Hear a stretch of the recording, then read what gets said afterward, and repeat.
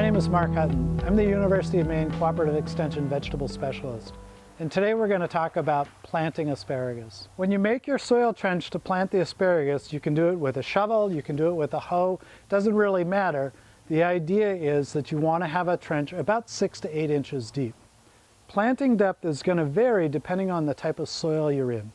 If you're in a light sandy soil, you may want to go a little bit deeper. If you're in a heavier soil that tends to hold moisture, we can plant a little bit shallower.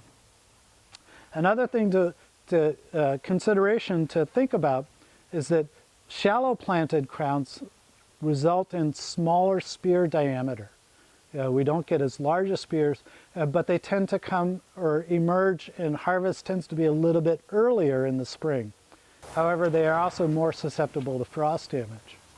Deeper planted crowns are going to give you larger spears, but maturity, or when you're going to be cutting spears in the spring, might be a little bit later, just because we're waiting for the soil to warm up, and it's going to take longer for it to warm up down deep. All right, so we've made our planting trench, and you can see it's fairly wide, and it's about 8 inches deep. Now your soil test recommendation is going to tell you to put 2/3 of the phosphorus in the root zone when you're getting ready to plant. So we've made our trench, and now we're going to add our phosphorus. This could be something like a triple superphosphate. We're just going to scatter this in.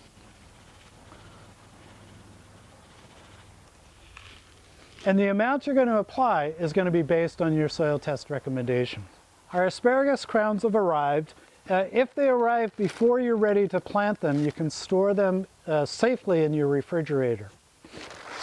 Once they arrive, we want to take them out, unroll them, and what we have here is a bundle of 10 crowns, and these are the variety Jersey Supreme. Once you have your asparagus, you want to unpack it.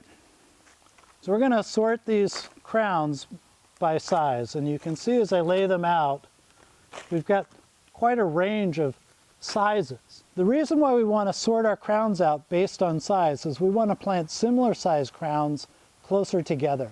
So here's a good example of an asparagus crown.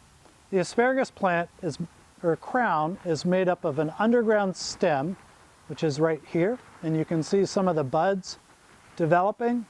Those are what are going to form the spears next summer. And then the root system. And the root system is composed of two types of roots.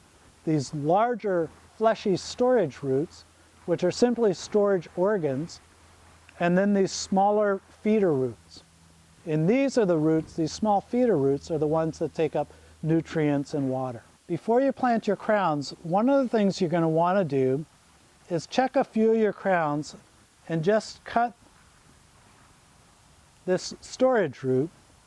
And if you see, these are bright and white, indicating that they're very, very healthy.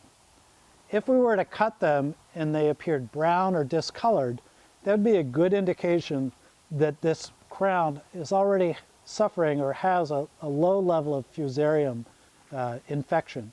Fusarium is a soil-borne disease which eventually is going to lead to the decline of your asparagus planting. All right, so now it's time to start planting our asparagus. So we're going to begin by just laying our crowns out, and we want to have our furrow wide enough that we can comfortably spread out the roots without a lot of interference with the sides of the trench. And we're going to space our crowns about 1 foot apart. Now there's a couple ways you can go with covering these crowns. If you look at some of the older information, they talk about adding about 1 to 2 inches of soil when you first start to cover them. So the choice is yours. You can either cover them all at one time or do it inch or two at a time every couple of weeks. So in this case, we're just going to cover them.